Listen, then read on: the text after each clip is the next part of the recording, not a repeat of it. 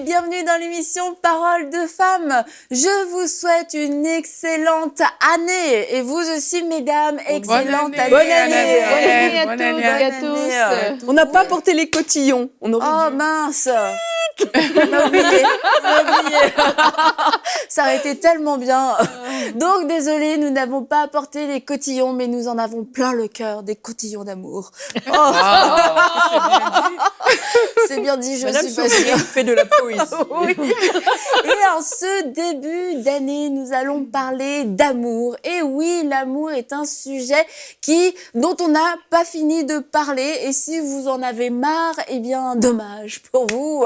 Parce que je crois que l'amour est un sujet vraiment tellement profond. Il y a tellement de choses à dire. Et nous allons parler plus particulièrement de notre amour pour Dieu aujourd'hui. Et alors que je préparais cette émission, plusieurs thèmes me venaient. Comment aimer Dieu comme il le mérite, avec notre temps, avec notre adoration, avec nos finances, etc.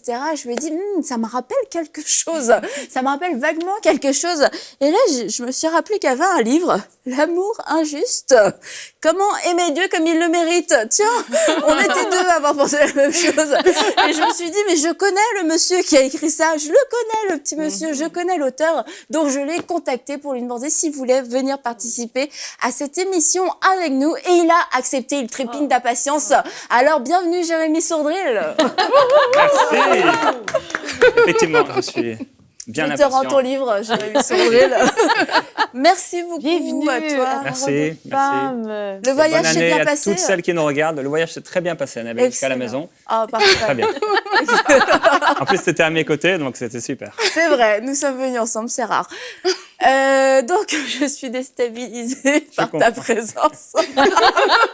non, on va pas faire une émission comme C'est ça. l'amour pour Dieu. Aurélie nous a dit, vous L'amour faites pas entre votre Jérémy truc. et Annabelle.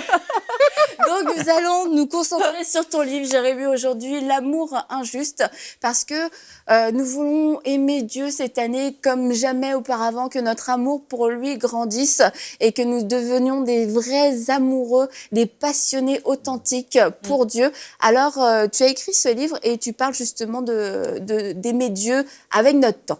C'est ça, c'est un jour en allant à l'église ensemble, Dieu m'a vraiment parlé par rapport à la façon dont les gens aimaient Dieu et souvent le mettaient en dernier dans leur vie.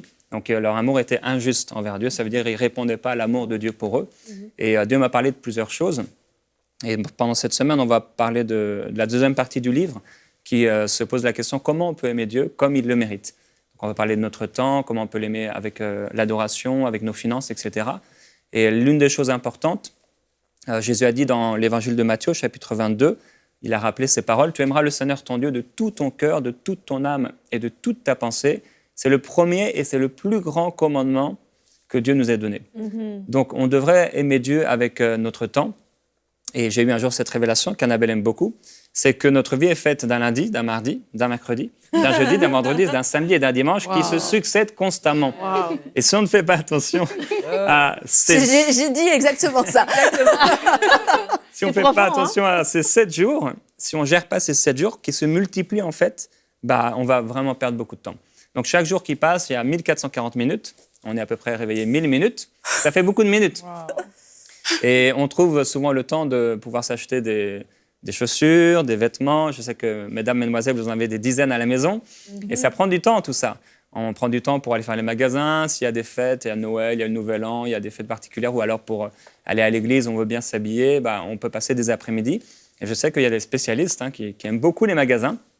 Et quand on s'achète une maison, on va passer du temps aussi à s'occuper des travaux. Je sais que quand on a acheté notre maison, avec Annabelle, il y avait tout à refaire à l'intérieur. Alors, on ne voulait pas être dedans, mais on a loué quelque chose à côté. Il y a quelqu'un qui faisait les travaux, mais même si ce n'était pas nous qui faisions les travaux, ça prenait beaucoup de temps. Ça prenait beaucoup de gestion du temps.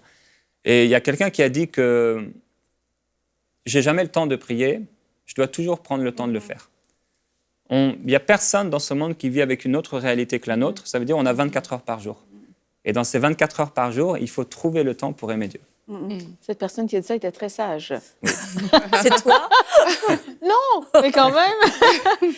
Et toi, tu fais comment pour trouver le temps de prier? On en a déjà un peu parlé dans nos dernières émissions. Ouais. Je pense que c'est bien vraiment de remettre l'accent parce que je crois sincèrement que l'Esprit de Dieu veut nous rappeler dans des temps de consécration et d'intimité. Et du coup, quelquefois, on ne sait juste pas comment faire d'une façon pratique. Mais la personne qui a dit cette citation avait raison. J'ai pas le temps de prier, je dois intentionnellement. Dans le fond, il faut être intentionnel avec notre temps parce que 1000 minutes, comme tu dis, Jérémy, ça passe comme ça, là, un éclair. Donc, il faut vraiment être intentionnel et j'ai compris ça il y a plusieurs années. Moi, de par ma personne, je suis matinale. Donc, j'ai compris que je devais me lever plus tôt avant tout le monde le matin. Et je trouve ça hyper agréable d'être toute seule, réveillée le matin. Et je mets mon alarme si j'ai besoin, mais à un moment donné, ça fait que c'est la routine de mon corps. Et je me lève plus tôt et je prends le temps avec Dieu dès le début de la journée. Et je trouve que ça va tellement mieux. Je trouve que mon cœur est bien d'avoir mis Dieu en priorité, mais aussi c'est que tout se déroule bien. Si j'ai pas pris ce temps, on dirait je sais pas, il y a toutes sortes de catastrophes qui arrivent. Je sais pas, moi, il y a un dégât dans le frigo qui me fait perdre du temps. On dirait qu'il y a des minutes de ma journée qui sont volées si j'ai pas pris ce temps-là. Tu vois, maintenant, tu vas être hyper stressée parce que tu vas penser aux 1000 minutes. Là, il y en a 15 qui sont partis. Mais tu vois, je suis pas... j'ai jamais calculé mon temps de cette manière-là. Je sais pas si tout le monde le fait. Mais en tout cas, bref, pour moi, ce système-là, ça fonctionne bien parce que ça remplit mon cœur. J'aime commencer la journée connecter mon esprit avec l'Esprit de Dieu. Vraiment, juste vivre par l'Esprit. C'est mon but dans la vie, vraiment, juste vivre par l'Esprit. Hein? La parole de Dieu dit on fait mourir la chair en vivant par l'Esprit. Quoi de mieux comme pour le faire que de commencer notre journée vraiment de parler à Dieu, de juste prendre le temps pour l'écouter. Qu'est-ce qu'il veut pour ma journée? Vraiment, c'est comme ça que je vais pouvoir réussir à marcher par l'Esprit si je lui offre mon temps dès l'aurore. Par rapport au temps, moi, je trouve que, tu vois, toi, tu commences le matin et tout, ce qui est extraordinaire. Moi-même, c'est le matin que je préfère. Et le fait que ce soit intentionnel, chaque personne a un peu son rythme de vie, j'ai envie de dire. Le rythme de vie d'une femme qui vient d'accoucher n'est pas le même que l'étudiante, etc., etc. Et le fait que ce soit intentionnel, ça permet vraiment de donner de façon expresse une place à Dieu par rapport à toutes les activités qu'on a à faire. Parce qu'il ne s'agit pas comme de dire bye-bye l'école, mon temps c'est pour Dieu et tout. C'est vraiment, voici ma vie en tant qu'étudiante, en tant que femme qui travaille, en tant que mère au foyer. Maintenant, dans ce cheminement, dans cette vie-là, je choisis vraiment de donner mon temps, de consacrer mon temps à Dieu et de faire en sorte que tout ce que je fasse au final plaise au Seigneur. Et moi, je pense que ça, c'est vraiment important, c'est de se voir dans sa réalité et de dire, moi, je choisis. Ça va prendre pour certains de se réveiller plus tôt, pour d'autres de se coucher peut-être plus tard. Ça va prendre pour d'autres juste d'aménager le temps où ils faisaient des choses peut-être, entre guillemets, inutiles pour le consacrer au Seigneur. Mais ça prend vraiment de l'intention. Mais ce qui se passe, c'est qu'on a, comme tu disais, on a peut-être 1000 minutes. Je ne les ai pas comptées, mais si tu dis qu'il y en a 1000, je te veux bien te croire. Environ. Environ 1000. Ouais. Je te crois aveuglément. Mais on sait que ça nous fait du bien. La plupart des gens qui nous écoutent savent que ça fait du bien de passer du temps avec Dieu, ou on devrait passer du temps avec Dieu pour toutes sortes de raisons, mais ne le font pas ou pas autant qu'ils le voudraient. Et il y a vraiment une notion qu'il faut comprendre, c'est que dans notre vie, la façon dont on va distribuer notre vie, il y a des choses, des activités et il y a des choses non négociables. Normalement, on ne négocie pas notre temps de repos, on ne négocie pas le temps pour s'alimenter, on ne négocie pas le temps pour se laver les dents, on ne négocie pas certaines activités. Mais le temps passé avec Dieu, il faut qu'on comprenne que ce n'est pas une activité comme les autres. Elle a un statut particulier dans notre vie et c'est le socle sur lequel tout va se construire. Et pour imager ça, quand notre corps a besoin d'air pour respirer, on va respirer. Le temps passé avec Dieu, c'est la respiration de notre esprit. Et quand on a compris que c'était une base de notre hygiène de vie spirituelle, on ne négligera pas parce que c'est le socle. Si on construit mal ce socle, tout va être tout croche, tout tordu après. Donc, on ne va pas réfléchir à se dire « Ah, je vais me prendre 15 minutes pour respirer dans ma journée ». Non, on Ce sera fait respire. pour toute la journée. On bon. réfléchit pas. Enfin, j'espère que vous réfléchissez pas à vous dire, ce soir je vais me coucher, et je ne passe pas la nuit blanche parce que j'ai besoin de repos. Mais le temps avec Dieu, ça a le même statut que de dormir, de se laver, de se nourrir. C'est les indispensables de la vie, les non négociables de la vie. Et une fois que ces non négociables-là sont accomplis, tout le reste après on l'organise. Mais il faut comprendre que c'est un non négociable. Ouais. Le fait de se dire qu'on a 1000 minutes, en fait, ça fait ressortir l'idée qu'on a un capital temps. Et ce capital temps, il est vite mangé, comme tu l'as dit. Oui. Ça passe tellement vite et les gens sont tellement occupés. Et je me souviens, dans notre église, on chantait un chant, on disait « Mieux vaut, je préfère être un jour dans tes parvis que 1000 ailleurs. Mieux vaut un jour dans tes parvis que 1000 ailleurs. » Et on chantait ça le dimanche matin et les gens chantaient ça de tout leur cœur. C'est Et je disais, gloire à Dieu. C'est ça, vaut mieux 1000 jours en ta présence qu'un ailleurs. Et en fait, l'après-midi, on avait une réunion. Et le matin, j'avais vu peut-être une centaine de personnes crier de tout leur cœur. Sauf que l'après-midi, il ne restait plus que 20 personnes. Alors je me suis dit, mais c'est marrant, mais ce matin, j'avais l'impression que tout le monde disait, mieux vaut un jour dans ta présence que 1000 ailleurs. Et ça montre qu'en fait, dans nos vies, dans la réalité de nos vies, et c'est ça que Dieu m'a permis de pouvoir mettre le doigt dessus, posons-nous la question, dans la réalité de nos vies. Parce qu'on dit, j'aime Dieu. OK, on aime Dieu. Mais si j'aime quelqu'un, je vais passer du temps avec cette personne. Exact. Je ne peux pas dire j'aime ma femme et partir tout le temps, ne jamais être là. Je ne peux pas dire j'aime mes enfants si je ne passe pas du temps avec eux. Et je ne peux pas dire j'aime Dieu si dans la réalité physique, concrète de ma vie, je ne passe pas du temps avec lui. Et par ce livre et par cette série, Dieu nous interpelle et nous amène à l'aimer davantage. Parce qu'en même temps, il n'est pas là pour nous condamner ou nous culpabiliser, mais il nous montre que si on l'aime, c'est bien, mais on peut l'aimer davantage. Oui. On peut l'aimer avec plus de finesse. Et là, quand on parle d'amour, on ne tombe pas non plus dans un côté de performance C'est ça, ouais. ou de rite religieux, de faire plus. C'est vraiment développer un amour qui vient de notre cœur de façon authentique et sincère. Et ce qui nous amène à nous dire aussi que c'est de notre responsabilité. C'est ça. Nous sommes responsables de l'amour que nous manifestons, que nous avons envers Dieu. Ouais, souvent, les gens mettent la responsabilité sur Dieu. Il y a un chant que j'aime beaucoup, mais qui dit « Seigneur, sois le centre de ma vie, sois le centre, etc. » Et j'aime ce chant, mais en même temps, je réalise qu'on met encore une fois plus la responsabilité sur Dieu. Oui. Seigneur, sois le centre. Comme si je disais à Annabelle, sois le centre de mon mariage ou sois le centre de ma vie. C'est à moi de faire d'Annabelle le centre de ma vie ou de mon mariage. Et de la même façon, on dit à Dieu, sois le centre de ma vie, mais qu'est-ce que je fais pour que Dieu soit le centre de ma vie? Quel est le temps que je prends? C'est pour ça qu'il faut qu'on soit dans notre temps focalisé et sage, plus sage que les gens dans le monde. Et on peut voir dans les évangiles, on pourrait lire un passage où dans Luc au chapitre 14, Jésus dit, un homme donna un grand souper, il invita beaucoup de gens, et à l'heure du souper, il envoya son serviteur dire aux conviés, venez car tout est déjà prêt. Mais tous unanimement se mirent à s'excuser. Le premier dit, j'ai acheté un champ, je suis obligé d'aller le voir.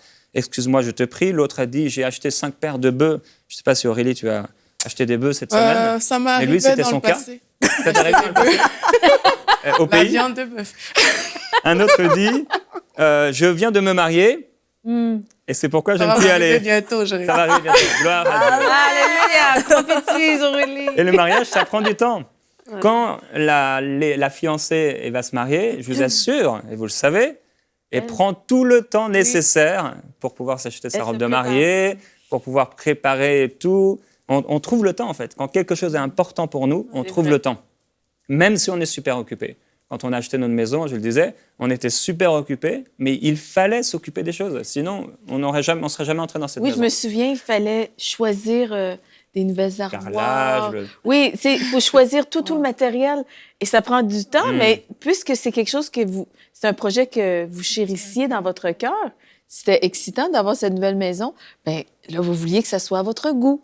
Et moi, je pense aussi que le temps qu'on accorde à Dieu, ça reflète aussi la sorte de vie qu'on veut avoir. Ouais. Parce que l'importance qu'on va accorder dans la présence de Dieu va transformer notre vie. Si je lui accorde peu d'importance, eh bien, ce peu de temps peut changer ma vie, mais si je lui accorde beaucoup d'importance, sa présence va vraiment changer ma vie. Puis ça tu sais, comme moi, j'aime dire, j'aime être transformée à l'image de Dieu, comme la Bible dit. Parce que je veux pas rester juste à vivre dans cette nature charnelle. Et si j'accorde du temps à Dieu, c'est pour... le temps que vous accordiez à votre maison, c'est pour embellir votre demeure. Et on est le temple du Saint-Esprit. Donc, le temps qu'on accorde à Dieu va transformer notre temple et c'est quelque chose qui dure éternellement. C'est un investissement, mais durable. Ouais. Mais il y a vraiment quelque chose qu'il faut qu'on saisisse là. C'est que le manque de temps qu'on va passer avec Dieu est une offense. La négligence est une offense. Et souvent, il y a des gens qui font bien attention de ne pas offenser Dieu en faisant pas ci, en faisant ça, en faisant pas ci, en faisant ça, en faisant pas ci, faisant ça. Mais la négligence est une offense. Et le temps qu'on prive Dieu de notre présence est une offense. Et il faut qu'on saute de la tête le fait que c'est moi qui vais me faire du bien dans la présence de Dieu, mais qu'on comprenne aussi qu'on fait du bien à Dieu par notre présence. Parce que Dieu nous aime et il a envie qu'on soit dans sa présence. Et si on ne le fait pas, oui, c'est j'allais dire une preuve de non-amour, parce qu'on ne l'aime pas assez si on ne passe pas assez de temps avec lui, et c'est aussi une offense. Alors, comment on fait pour reprendre le problème ou la solution à l'endroit, à l'envers? C'est je passe pas beaucoup de temps avec Dieu, ça veut dire que je ne l'aime pas assez. Mais si je ne l'aime pas assez, je prendrai pas plus de temps avec lui. Donc, on commence par où? Je commence à l'aimer plus, de la et puis poule et après, de l'œuf. voilà, je passe plus de temps avec. Ou juste en prenant volontairement cette décision de passer plus de temps avec, est-ce que l'amour va jaillir, va grandir? Un jour, je me suis dit, je vois que Dieu nous appelle à aimer les gens, par exemple. Et je me suis dit, mais Seigneur, je veux aimer les gens davantage, mais montre-moi, je sais pas, donne-moi une révélation, parce qu'il nous dit aussi qu'il a déposé cet amour dans nos cœurs par le Saint-Esprit. Et Dieu m'a montré qu'en fait, c'est vraiment une décision. J'ai réalisé que dans ma vie, pour aimer les gens, je dois d'abord me décider de les aimer. Et quand j'ai commencé vraiment à décider, à désirer, en fait, à rechercher, à aimer les gens, j'ai commencé à être saisi des fois d'un amour incroyable pour les gens. Au point de vouloir prendre les gens dans mes bras, etc. Et je vous rappelle qu'on est quand même français d'origine, donc c'est pas national. Et avec Dieu, si vraiment j'ai le désir d'aimer Dieu, parce que notre vie sur la terre, c'est une vapeur. Pour nous, ça paraît beaucoup, mais l'apôtre dira, c'est juste une vapeur. Ça paraît pour un temps, ça disparaît, comme une fleur qui arrive et qui fane le lendemain. Ça passe très, très vite. Et ce temps qu'on vit sur la terre, on est en train de préparer notre éternité. Ce n'est pas une histoire de 100 ans, c'est des milliards et des milliards d'années. Et je dis régulièrement que je crois qu'une journée dans la présence de Dieu, ou même, par exemple, on vit des difficultés et on persévère dans la foi, une journée dans la présence de Dieu nous rapportera des milliards et des milliards d'années de récompense. Parce que Dieu ne nous récompensera pas, mais il ne va pas nous récompenser à la mesure de l'homme. L'homme nous récompense à sa mesure. Si c'est un riche, il va nous récompenser mieux qu'un pauvre. Mais c'est Dieu qui va nous récompenser. Et si on passe du temps avec lui dans sa présence, si on recherche, et pour répondre à la question, je crois qu'il faut d'abord rechercher, désirer, aimer Dieu davantage. Et aussi, il y a des choses qu'on devrait enlever parce qu'on est tellement occupé et on travaille, peut-être les gens vont travailler 8 heures, 10 heures par jour. Sur les 1000 minutes, ça fait déjà beaucoup de temps qu'il ne reste plus que 400 minutes. Après, il faut manger. Après, il y en a qui vont regarder la télévision. Et on va passer au moins 100 minutes, en parlant de minutes encore, sur le téléphone. Et on va s'occuper des enfants, il y a encore 5 minutes qui sont parties, il ne reste plus rien. Donc il faut qu'il y ait des choses, et je dois couper des choses. Et dans notre vie, depuis des années, depuis notre mariage, par exemple, moi, une chose qu'on a coupée, c'était la télévision. Bon, la première année de mariage, Annabelle n'aimait pas trop, parce qu'au début, on l'avait, la première année de mariage. C'est Jérémy qui l'a coupé. Annabelle n'aimait pas trop.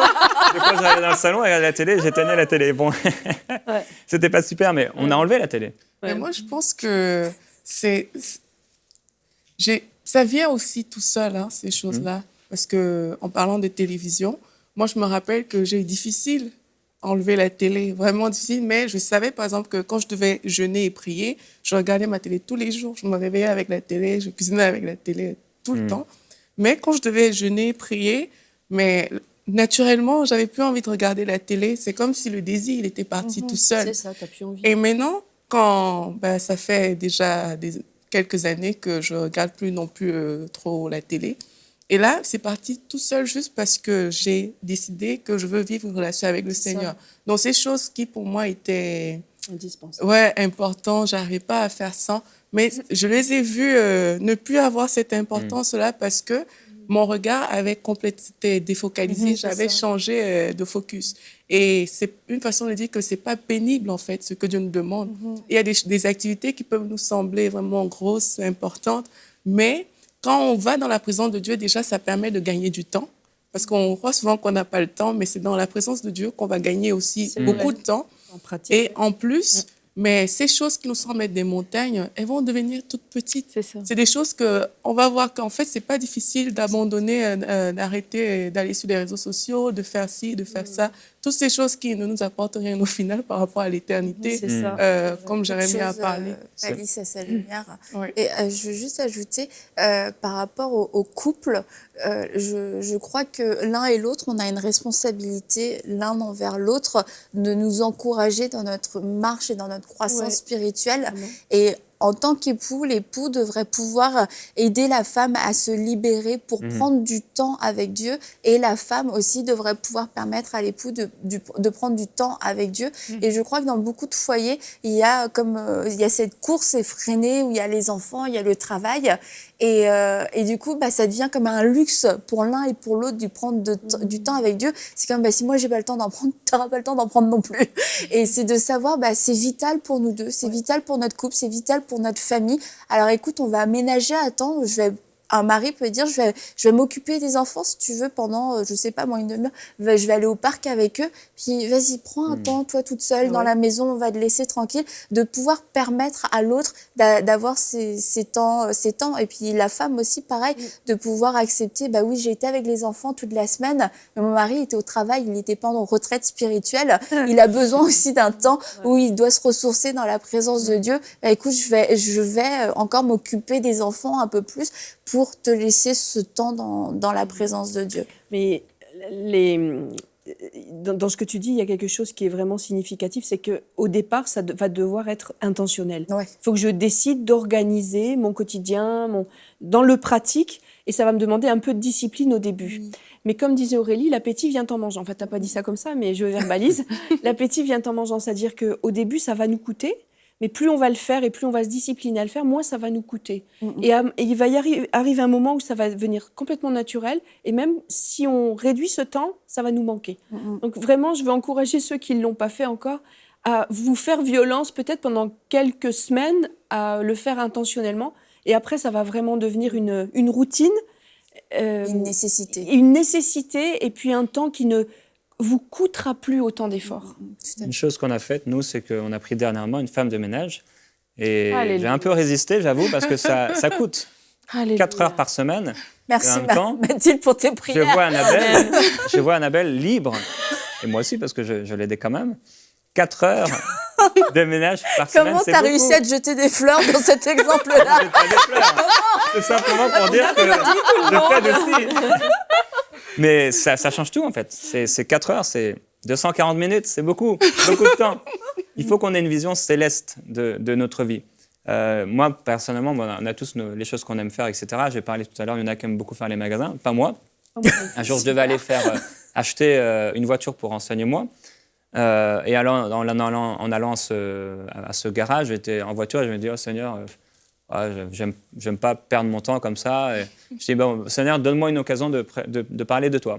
Au moins, le temps n'était pas perdu. Arrivé dans le garage, le jeune homme qui m'accueille, donc qui me montre une voiture, on est resté dans la voiture. Et en fait, pendant 1 heure, j'avais complètement oublié que j'étais là pour acheter une voiture. Je lui partageais l'évangile. Donc, c'est une vision, en fait, de notre vie. Même si on est occupé par des choses qui sont obligatoires, qui sont importantes, qu'est-ce que je peux faire pendant ce temps-là? Bon, des fois, on peut prier, des fois, on peut penser à Dieu, on peut profiter. La Bible dit profiter de toute occasion, favorable ou non. Ça, c'est intelligent, c'est sage. Parce que je vois ma vie pas comme manger, boire, etc., parce que demain, je vais mourir. Ça, c'est la personne qui pense, il a une mauvaise gestion de son temps, une mauvaise façon de penser de son temps. Et je crois que la gestion de notre temps est étroitement liée à l'amplitude de notre amour pour Dieu.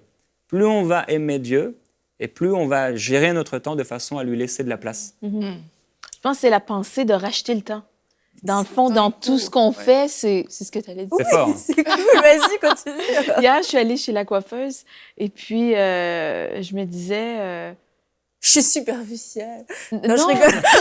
Non, mais en fait, racheter le temps, c'est de trouver... dans le fond, ça veut simplement dire que toute occasion est bonne pour penser, parler et méditer à propos de Dieu. Et donc, Moi, j'ai parlé du Seigneur à cette jeune femme et à chaque fois que j'y vais, je lui parle du Seigneur.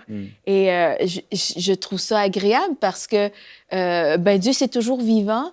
Et puis après, ça suscite, quand on parle du Seigneur, ça suscite des questions. Et puis une question amène à une autre. Et on peut parler vraiment de notre foi. J'ai pu lui parler que je vivais pas une religion, mais vraiment une relation avec Dieu. Je lui parlais de la guérison. Et puis, elle était vraiment intéressée parce que elle voyait des gens religieux dans son environnement. Puis là, ça m'a ouvert une très grande porte juste pour lui parler de Dieu. Il faut juste dire, je vais pas juste chez la coiffeuse, je vais pas juste magasiner une voiture, mais on est des représentants pour Dieu partout. Vraiment. Donc, toute occasion est bonne et favorable pour ça procure de la joie aussi de le faire. C'est sûr que l'on parle du temps, mais mettre ces choses dans notre quotidien, ça change vraiment notre vie. Hein. On le ressent quand on le dit comme ça.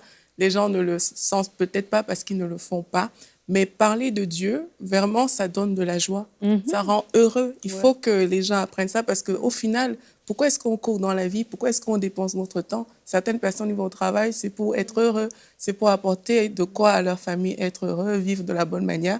Mais parler de Dieu, ça rend heureux. Mettre Dieu au centre de sa vie, ça rend heureux. Donc, il faut vraiment qu'on le sache. Et le fait que chaque activité, moi, c'est vraiment ça qui me parle, le fait que chaque activité, chaque chose, on puisse vraiment mettre Dieu là-dedans, quel que soit ce qu'on fait. C'est ça. Moi, je pense que c'est indispensable, que ce soit au travail, que ce soit à la maison, partout dans l'éducation des enfants. Il faut toujours qu'on trouve un moyen d'honorer le Seigneur comme... Eh bien, merci beaucoup, Jérémy. Donc, ton livre est disponible sur le site amourinjuste.com, c'est bien ça. C'est ça. Et on peut le commander tout au long de l'année. Alors, pour aimer Dieu de tout notre cœur, de toute notre force, de toute notre pensée, nous ne pouvons pas passer à côté du temps. Et aimer Dieu, c'est le mettre au centre de notre agenda. C'est de pouvoir lui permettre de racheter le temps parce que oui, la vie continue, on doit faire certaines choses. Mais dans ces choses que nous devons faire, nous ne sommes pas obligés de les subir, de les vivre comme des pertes de temps. Dieu peut aussi agir dans ces temps-là. Dieu peut nous parler. Et rapidement, je me rappelle une fois, j'étais chez le dentiste et contrairement chez le coiffeur, on ne peut pas parler chez le dentiste. Ouais, c'est ça. Et j'ai été chez le dentiste et là, j'avais une conférence de jeunes à préparer et j'avais la bouche grande ouverte et ils étaient en train de bouger partout dans ma bouche. Et là, Dieu m'a parlé et il m'a donné exactement le thème de la conférence. Il m'a donné un message tellement complet, un super message. Et j'étais ébahie parce que Dieu a saisi cette occasion, parce que je lui ai dit, Seigneur, écoute, je suis là pendant 1 heure à la bouche grande ouverte, je peux rien faire. Et là, je pouvais même pas lui parler, verbalement, vous comprenez.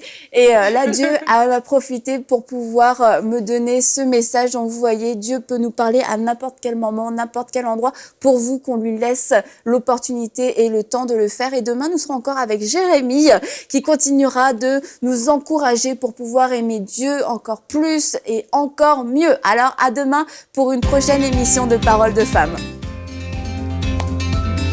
Encore pas.